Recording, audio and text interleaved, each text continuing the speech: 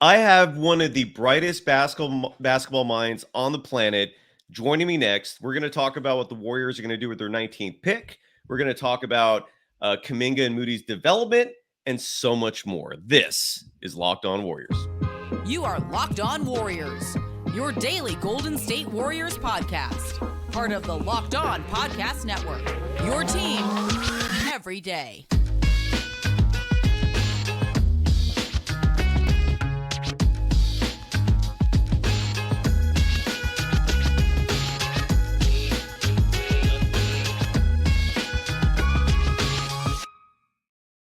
Thank you for making Locked On Warriors your first listen every day. We're free and available wherever you get podcasts and on YouTube, part of the Locked On Podcast Network. My next guest, Kristen Peek, evaluates up-and-coming players, draft picks, college, high school, G League, you name it. She's an evaluator, and she's brilliant at it. It is an absolute pleasure.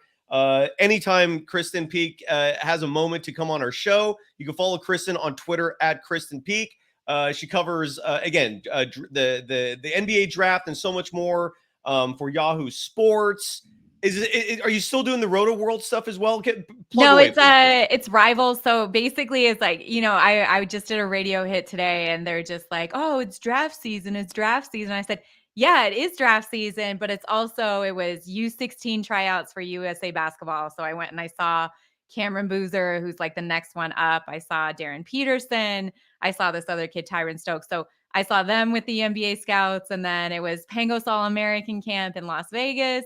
And then next week it's U19 trials back in Colorado. So yes, it is draft season, and it is my favorite time of the year. Nice. But I can't help myself. And if there is something going on, I will find my way to a gym to see these players and talk to them and get to know them a little bit better and see how their game is progressing.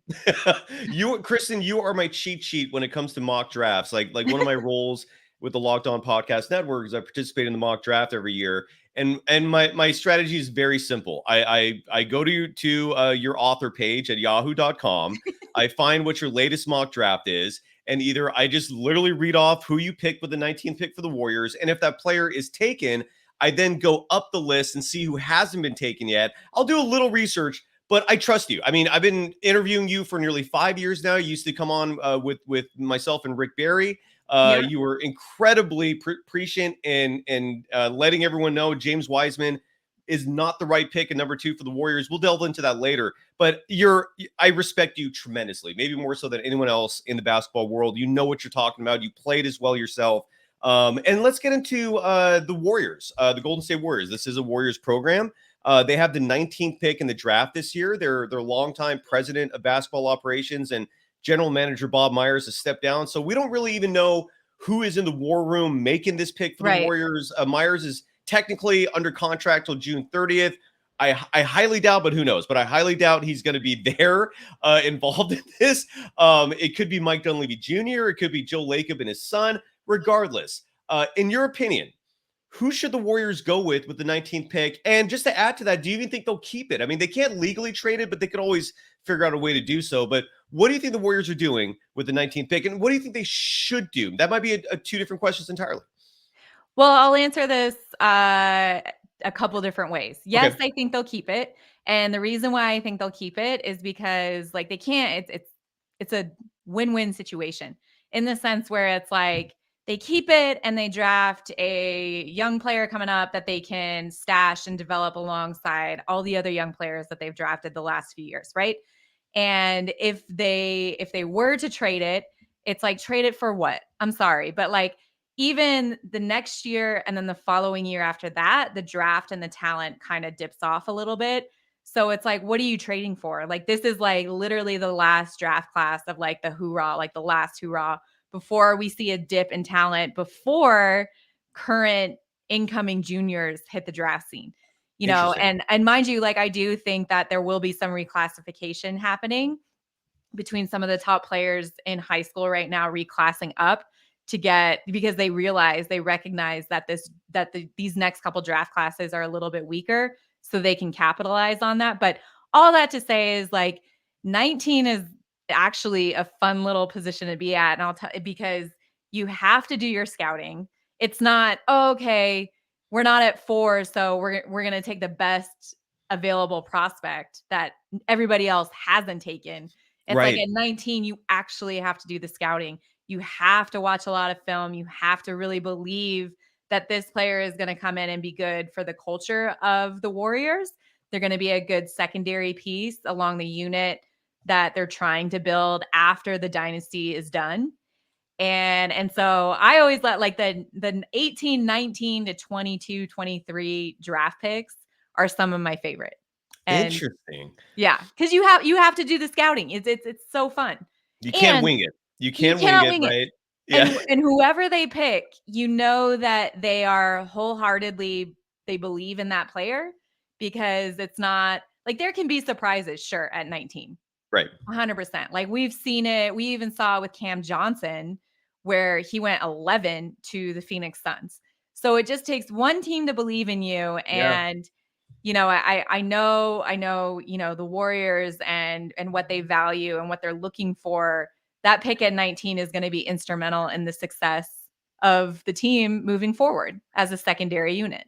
Yeah, the Warriors are in an interesting place right now. I mean, I've said this before and I'll say it again. This is quite possibly the most interesting offseason in the history of this franchise, just because they've never had a dynasty before. And this dynasty of theirs is certainly at a crossroads right now. So this offseason is fascinating. They could either continue with what they have and double down. I don't advise that personally. I mean, we saw what this current unit did. They've kind of, in my opinion, reached their peak. But they still might run it back. I mean, Steve Kerr said he still believes in this core, and they might just make some tweaks and whatnot. Or they could be in a transitional period where they start a quasi or mini rebuild, right? Right. Where they're, where it's time to move on. You have Stephen Curry under contract, but Draymond Green, who knows if he stays or not?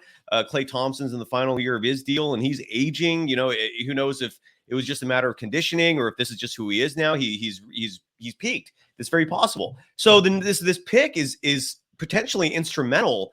And it's interesting because I don't think the Warriors have ever in the history of their franchise have had the 19th pick. Do you know, like, I know 19 is a weird number, like from just off the top of your head. I've been asking this before, so sorry for the throwing this curveball at you, but are there any players in the history of the draft that have stuck out to you at 19?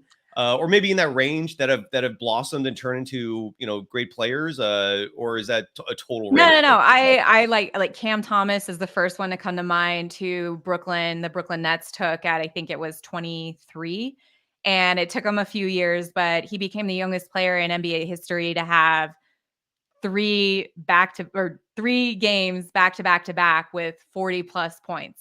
Right. So his future is bright. And he was in that sort of like that sweet spot between 18 and 24. Yeah. So there is some value, and there are players that you can draft in that range that become, game changers for different teams. Like I think back to Desmond Bane when he joined the Memphis Grizzlies. I think he was 32. And you look at that pick and you look to see who was picked before him, and none of it makes sense. It's like, it's one of those things. It's like, how do you miss out? How do you miss out on what Desmond Bane is going to project? And I'll tell you what it was. It was his negative wingspan that teams were like afraid of. And now seeing what he's doing in the league and how good he is alongside that unit for Memphis.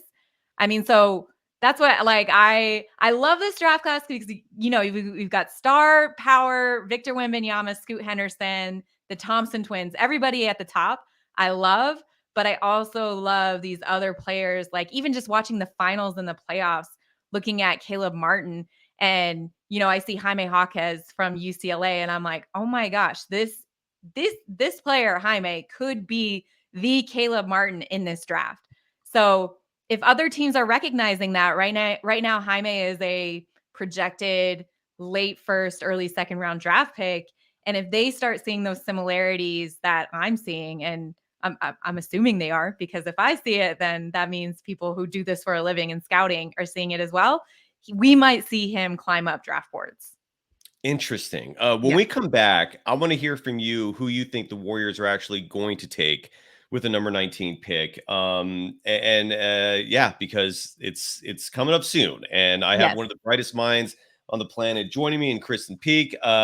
Who, by the way, you had one of my regulars on this program, Kevin Dana, the voice of the Santa Cruz Warriors. He's also been the voice of Victor Wembanyama's team, and I saw him on your show recently. We'll promote your podcast as well. So much more coming up.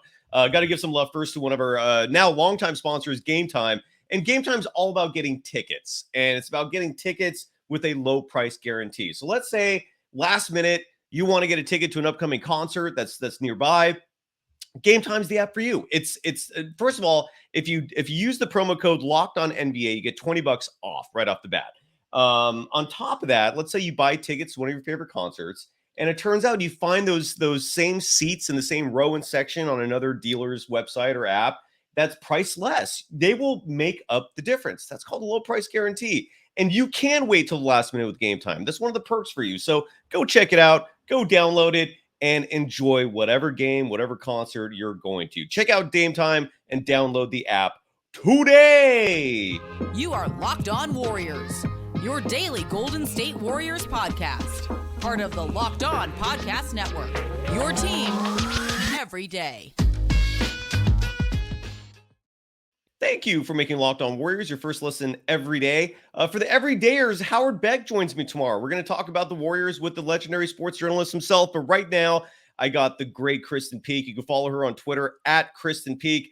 So I've read the last two mock drafts, Kristen, you published. I saw Derek Lively's name, or I think on one of your lists going into the Golden State Warriors. But shocker, the moment you promoted him, all of a sudden his stock is rising. I saw one hype video that someone made about him. He does look good. His pro day was insane. He was very, very impressive during the Clutch Sports Pro Day. Yes. There you go. And now you have him listed at number 16 going to the Utah Jazz, who even though they already have a center, you got to go with the best player, right? So just despite the fact that they drafted someone good just a year ago with a late first round pick, you have Derek Lively now going at number 16 to the Utah Jazz. So in your opinion, who are the Warriors going to draft with the 19th pick and why? Do you know what? It's so funny because there are a lot of options. Like this isn't a must nail on the head sort of draft pick in the sense where it's like you already have an established team. And so I think for the Warriors, I think their focus and their goal should be to get a complementary piece to play alongside Andrew Wiggins and Jordan Poole and Moses Moody and Kuminga. So in that secondary unit. So I'm looking more at primary ball handlers, the ones that can, run the offense and the pace and give Clay and Steph a break when they need it. And I love Kobe Buffkin from Michigan. And I'll tell you why I love him. I love him because he's got a lot of upside. His pace is incredible. And we look at Jet Howard, Juwan Howard's son, who had a terrific freshman year at Michigan, and you look at the success that he's having and, now being a first round projected pick. And I credit that a lot to Kobe because of the way he was able to get to his spot to collapse the defense so Jet could have open shots. And, if you're a shooter, it's not just like, okay, I can shoot in any sort of situation. It's the people that are around you that are making you better. And Kobe is one of those players that just makes his shooters better around him by the way he creates. And so that's why I have him. Like, will he be there at 19? I don't know. Like, he's also another target. Like if the Jazz want to go Taylor Hendricks at 9 and then try to get Kobe Buffkin or Max Lewis at 16, he might be off the table. I also love Max Lewis from Pepperdine. A lot of people aren't necessarily high on him, but I love two things about him. One, when I saw him during the season, mind you, Pepperdine was awful. They only won 9 games this year. So like RIP to me and all of the scouts that had to go and actually watch Pepperdine play this year. But what I love most about seeing Max Lewis, I spent a week with him in Las Vegas during the pre-draft process, is during the season, he was super skinny. And it was very evident that he needed to add some muscle mass to be productive as an NBA pro. I walked into Impact Gym where he's at working out in Las Vegas. He had added 14 pounds of muscle already. And he's training with Joe Abunassar, who is one of the best in the business. Like Joe has trained Tyrese Halliburton for pre-draft process, Kawhi Leonard, Paul George, Kyle Lowry, he's got a gym and he's got everybody's jersey up that he's trained, and he's just got this long laundry list of successful professional players. So when you see that coupled with Max working out with him day in and day out, you kind of know like, okay, he's serious business, right? Okay. So I like Max around that range too. Those to me are the best case scenarios for the Warriors at 19. And in the Locked On mock draft, I'll say right now who I went with. Just because of the mock draft, a lot of it's based on who's being taken ahead of you, right? And so when I had the 19th pick, Derek Lively was gone, who I wanted originally, and that was based largely off your own research. Because again, I trust you. I mean, you are correct. Everything Warriors fans wanted James Wiseman to be, I think Derek Lively will actually be as an NBA player. And doesn't that go to show just how thin that draft was? I mentioned that a lot. That was a really thin draft. Would you agree with that? It was top heavy. There were a lot of gambles, and it was one of those things where it's like there's always a bust, in the lottery in every NBA draft. But I feel like that year specifically, there were multiple busts in the lottery or are shaping out to be. Right. So, look, again, like I will never ever count out a player because of their, like, if they're still young, like Wiseman's still young, Killian Hayes is still young, like they still have an opportunity to go to a different place and make an impact, and maybe he'll figure it out. I don't know. Yeah, exactly. But but I went with the player I went with, and I'd love to know your thoughts on this. And the Locked On mock draft will come out soon. My pick was Indiana freshman guard Jalen Hood Shafino. Yeah. He fell to the Warriors. I thought I saw your review of him, did my own research, and I thought he looked fantastic. I love Jalen Hood Shafino. Yes. If he falls to 19, that is a steal. That is do not overthink it. You pick up Jalen Hood Shafino if he's there at 19. And what he did at Indiana, I mean, he came in, he played for Mount Verde last year or 2 years ago, which is a high school powerhouse. So he's played at the highest level at the high school level. Indiana is not an easy place to play for or play at, and coming in as a freshman. What? Why do you say that? Why is Indiana a hard place to play? Well, I would just say like the fan base has a lot of high expectations, especially for freshmen. And so to come in and be productive right away is very impressive for any freshman, but especially for Jalen Hood Shafino. And, we saw it with like Malik Renew, his teammate. He wasn't as nearly as productive or successful as a freshman on Indiana. But with Jalen, he started off the season a little bit slow. He had a little bit of minor back injuries, but once he figured out, the pace and kind of the offensive flow, he thrived. And I want to say he's bigger than people think. He plays bigger than his frame. He's more athletic than people think because they look at it. He doesn't really scream athleticism the same way that like a Men or a Star Thompson does. Okay. But he's stronger with his body. And I was at the CP3 camp. Chris Paul had a camp last August, and Jalen Hood Shafino was there. Keontae George was there. Anthony Black was there. And Chris brought in NBA players to go scrimmage against some of these guys. Okay. And Chris told me afterwards, like, I mean, Jalen was really, really giving Chris Paul and Devin Booker trouble defensively. Interesting. And Chris said he's going to be a problem in the league defensively. Like he can guard any position on the perimeter, and I don't think a lot of people talk a lot about Jalen Hood Shafino's defense, but that's coming from how long has Chris Paul been in the league? And he was impressed with this 19-year-old at his camp. And made a good first impression defensively on two of the best guards, one of the best, most dynamic backcourt in the NBA. Well, thank you for making me feel incredibly good about my pick. And I really hope a player like him falls to the Warriors at 19. What are your thoughts? The Warriors are in a weird place. And if you have any opinions about the Warriors themselves, please do share. I'd love to get your insights. Again, when I have guests like you on the show, I mean, like literally every word I'm just absorbing and really listening carefully to. And I don't say that about most individuals. you saw Jonathan Kuminga, you saw Moses Moody as young players rising. You've now watched them play in the NBA for 2 years.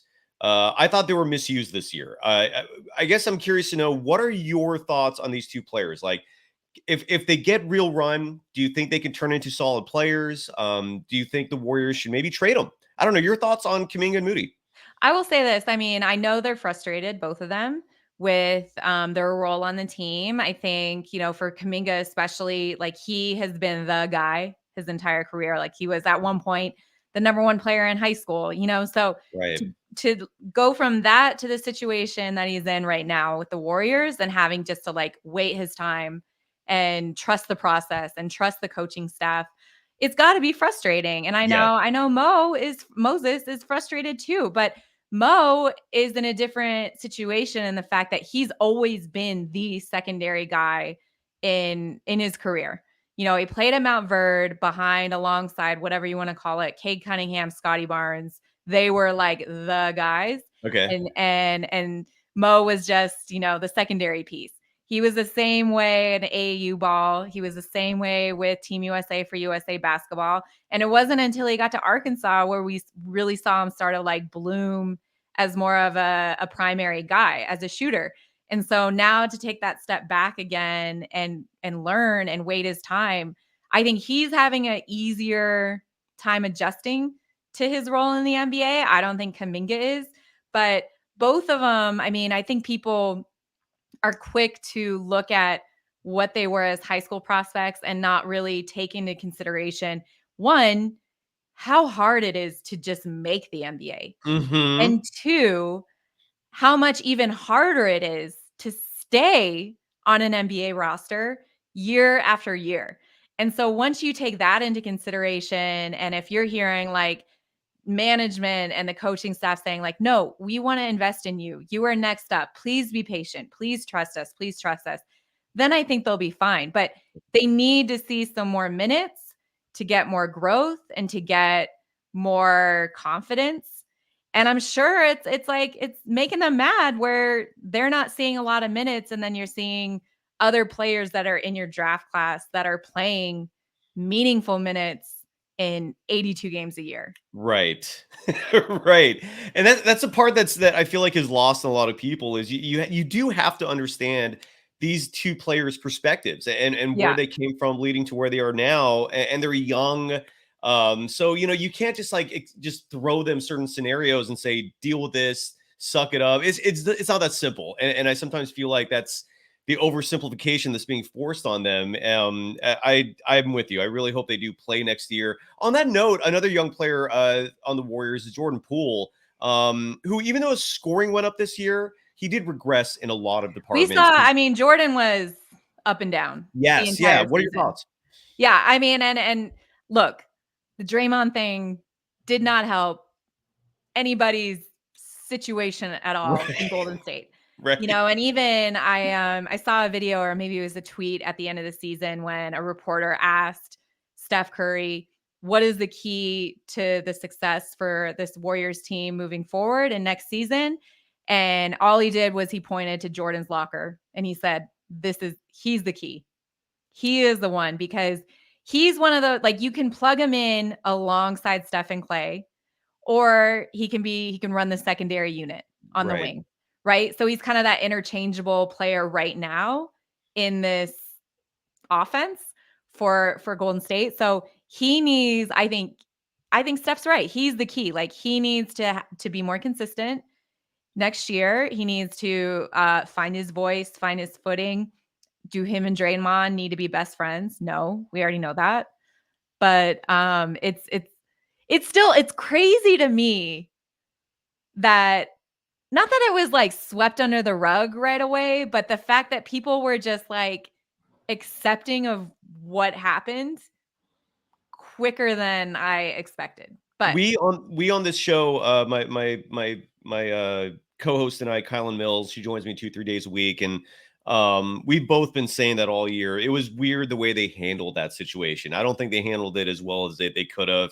It made it tricky, given that ring night was the first game of the year, was the next game up. That totally threw a wrench in, I think, in everything. But Yeah, it is interesting what's going to happen with Jordan Poole next year, because I agree with you, and I agree with Steph that if he stays, he's instrumental. He's vital to the future of this team.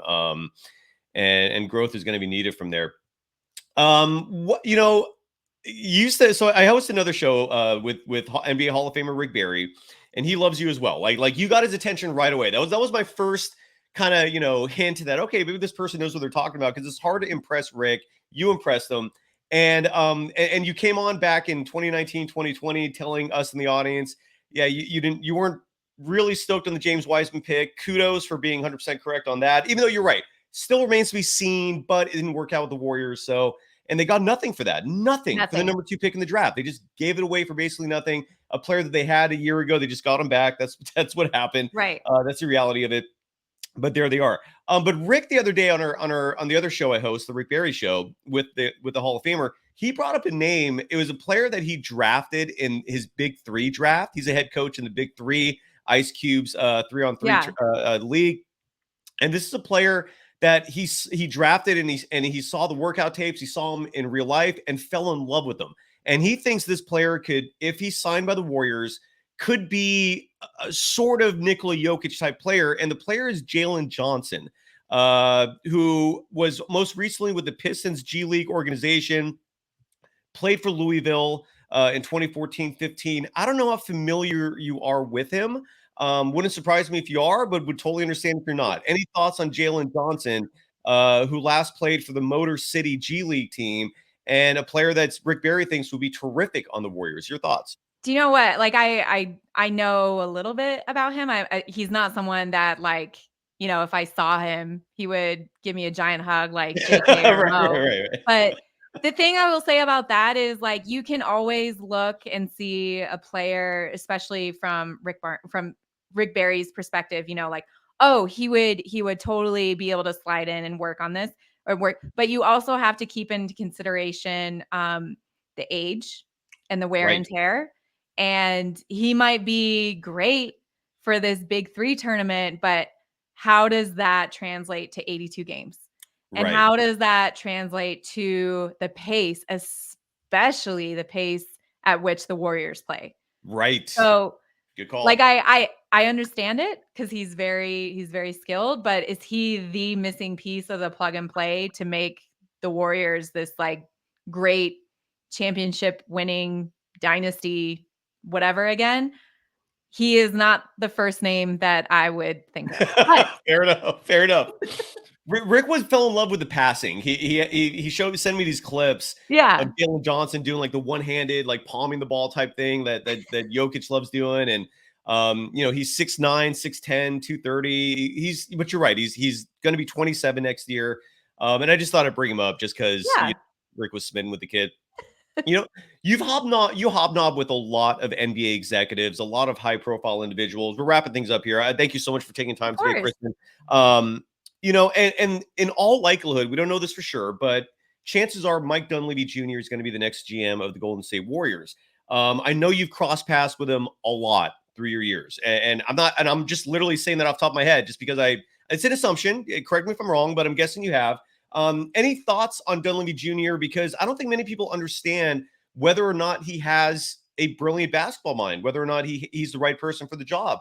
Do you have any thoughts on Dunleavy Jr.? Honestly, I've only met him a couple times in passing, and it's just been, either at the combine or at a workout.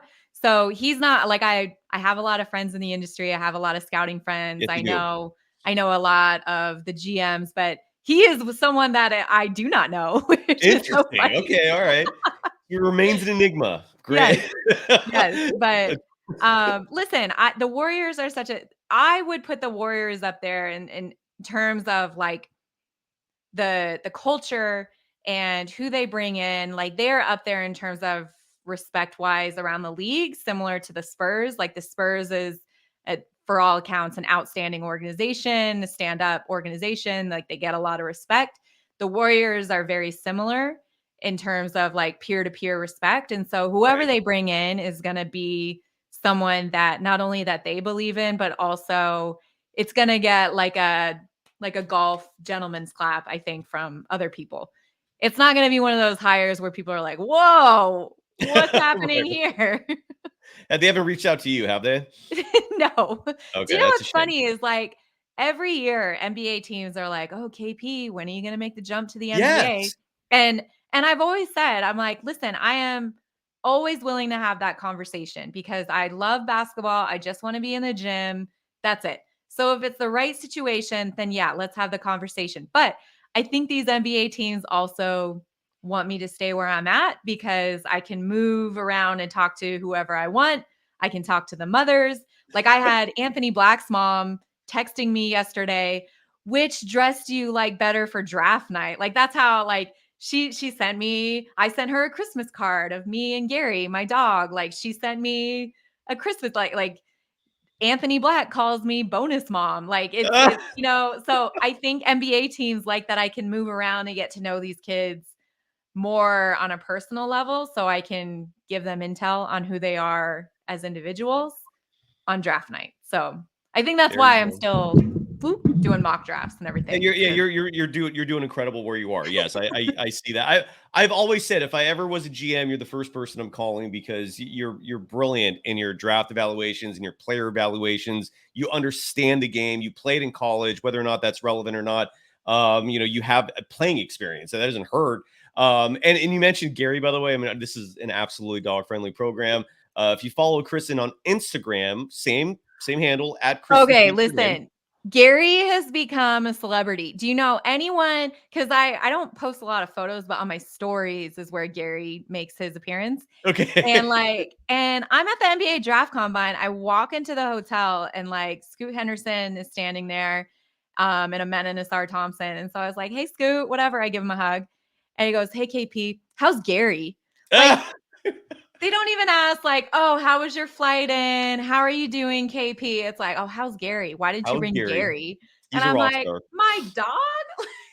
Your dog is a rock star. You're absolutely. And again, just follow Kristen on Instagram.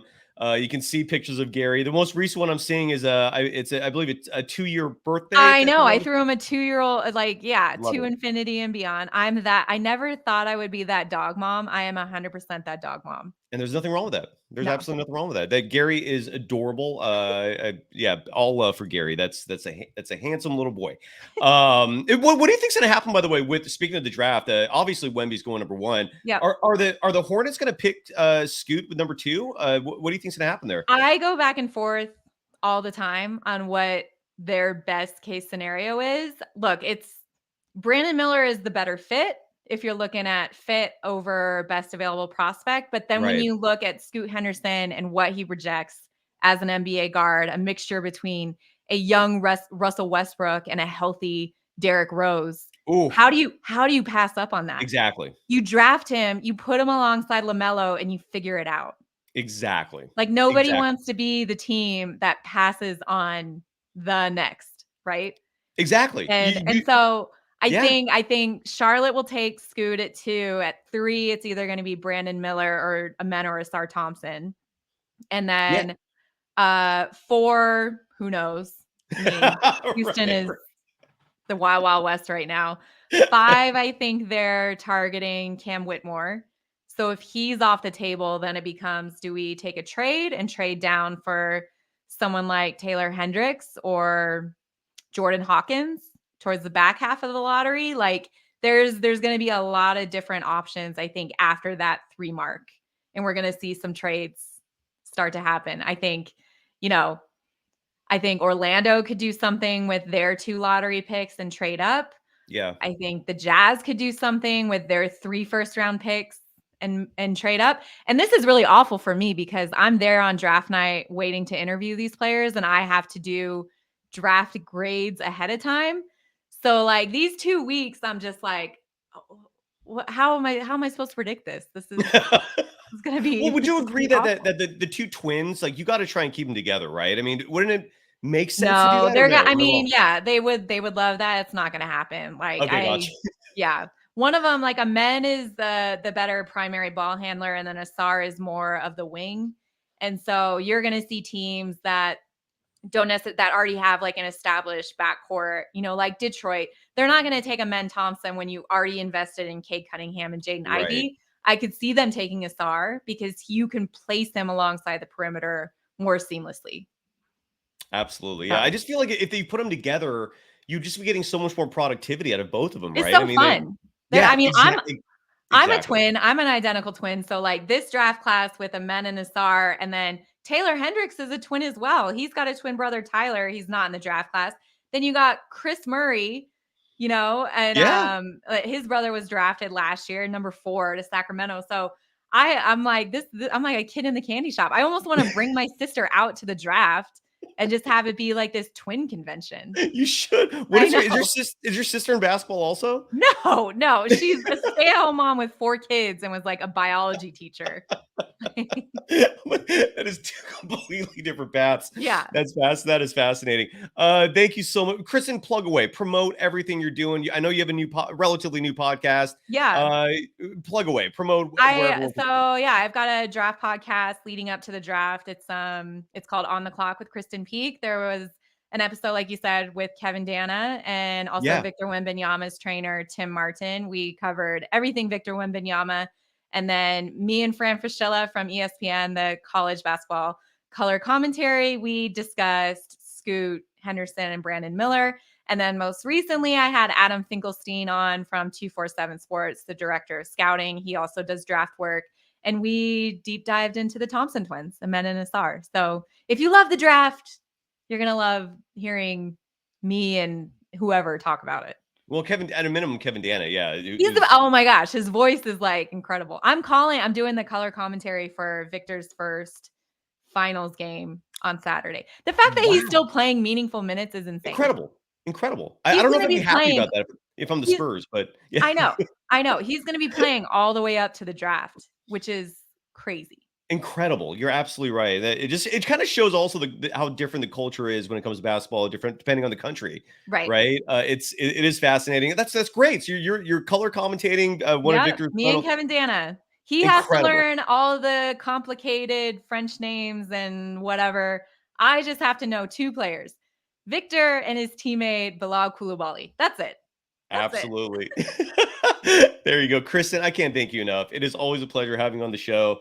And good luck with the rest of the off season. Good luck kicking ass with being correct and being astute in your analysis.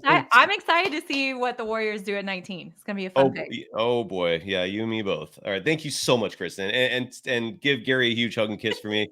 And we'll have you on again soon, I hope. Thank you so much. Thanks for having me. Thanks, Kristen. Bye, and thank you, everyone. We'll be back at it soon. Take care.